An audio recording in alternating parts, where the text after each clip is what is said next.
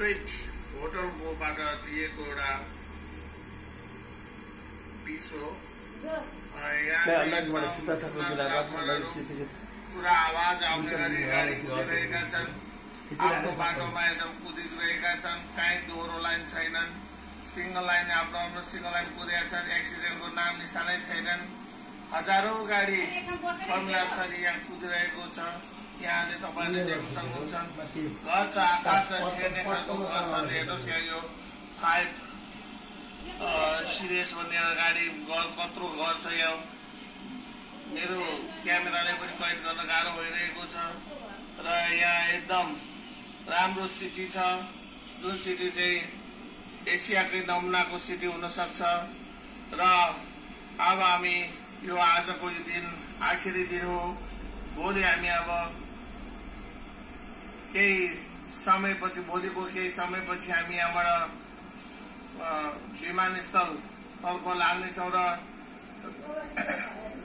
नेपाल एयरलाइन्सको बाट चाहिँ हामी बेलुका 5 बजेको फ्लाइट अन्तर्गत भोलि बेलुका नै 8 बजे हामी काठमाडौँमा अनुतरण गर्ने कार्यक्रम रहेको छ।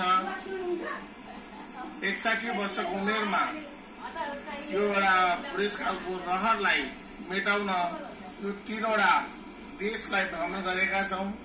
यो एउटा अविस्मरणीय भ्रमण हो। यहाँ 16-17 वर्षकोदेखि लिएर 61 वर्षसम्मका विभिन्न तरिकाका विभिन्न उद्योगपतिदेखि लिएर विभिन्न बैंकका कर्मचारी साधारण हुँदा हुँदा एउटा एडिकसम्मका मान्छेहरू पनि यसमा भ्रमणमा समावेश भएका छन्। साह्रै राम्रो भ्रमण भएको छ। सबैजना सुस्वास्थ्य छन्, आफ्नो लक्ष्य अनुसार खर्च गरेका छन्। कोही पाइलामा बियर खाएका छन् भने कोही एकदम मस्त थाइल्यान्डमा मस्त केटी लिएर घुमिरहेका छन्, डुलिरहेका छन्, कोठामा ल्याएर रमाइलो गरिरहेका छन्। यी सबै एउटा छैन हुन्। हामी दाजुभाइ एउटा अनुशासित मर्यादित भएको कारणले गर्दा हामी एउटै कोठामा बसेका छौं। हामीले आफ्नो धर्मलाई राम्रो र एकदम इमानदारीपूर्वक गर्न र अनुशासनलाई मध्यनजर गरेर समयमा गाइडले भने अनुसार हामीले उपस्थित भएका छौं। गाइडले भने अनुसार हामीले हिँडेका छौं। यो एउटा नमुनाको रूपमा पनि हामीलाई मानेका छन् र यो एउटा साह्रै राम्रो भ्रमण भएको छ। खर्च कुनै केही होइन। खर्चको तुलनामा हामीले धेरै उपलब्धि गरेका हामीले महसुस गरेका छौं।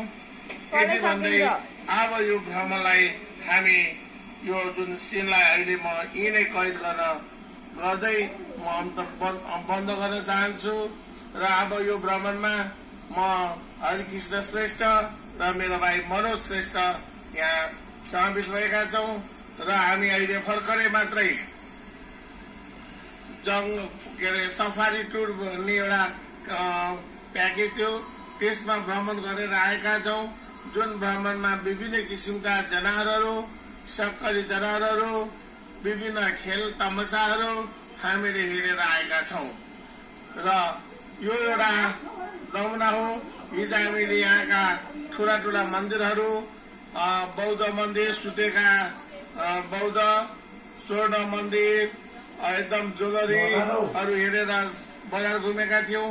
ठाउँमा हामीले किनमेलको लागि हामीले विभिन्न बजारहरू, सुपर मार्केटदेखि लिएर फुटपाथ मार्केटसम्म हामीले सारेका थियौं।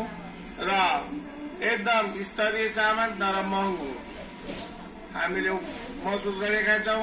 हामीले खासै किन्नुपर्ने केही नभएको हुनाले केही थोरै सामानहरू कोसेलीहरू बैंकबाट हामीले किनेका छौं भने केही कुराहरू किन्न अघि बाँकी रहेछ। भरे बेलुका र भोलि बिहानसम्ममा केही पूरा गरेपछि हाम्रो किनमेलको कार्यक्रम पनि समाप्त हुन्छ। सुन्नुहोस्, यो एउटा अवसर नै हो। यहाँहरू पनि यो बैंककमा आउनु चाहनुहुन्छ भने जय ट्राभल्सलाई सम्पर्क राखेर आउनुभयो भने पक्कै तपाईहरुको भ्रमण राम्रो हुनेछ र यो एकदम सुखमय बित्नेछन्। स्तरीय होटलहरूमा राखिएका छन्।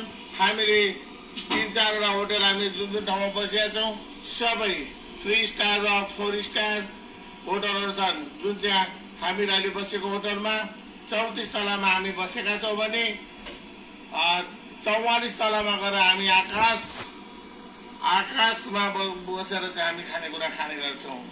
जुन खानेकुरा स्तरीय छ, विभिन्न खानेकुराहरू सजिएका छन्। र एउटा कुरा चाहिँ के रहेछ त भने जहाँ पनि गयो खानेकुरा पछाडि टी, स्क्वाइस र फलफुल खानु पर्दो रहेछ। यो नेपालमा प्राय कमै छ। टन्न भात खाने मान्छेलाई त्यो फलफुलहरू त्यति खाएको मैले देखिरहेको छुइनँ। तर यहाँ चाहिँ के छ भने खानेकुरा खाइसकेपछि लाइक फलफुल र झोल पदार्थहरू प्राय खाने गर्दो रहेछन्। र धेरै जस्तो खानेकुरा सुप छ, नुन कम र मसला कम, वर्षको बोइल भएका खानेकुराहरू चाहिँ यहाँ स्वादिष्टसँग खानेकुराहरू गर्दो रहेछन्। त्यसैले होला यहाँको मानिसहरू सुस्वास्थ्य र एकदम छिटो छरितो भएको मैले देखेको छु। धन्यवाद। आज म यहीँबाट बिदा हुन चाहन्छु। म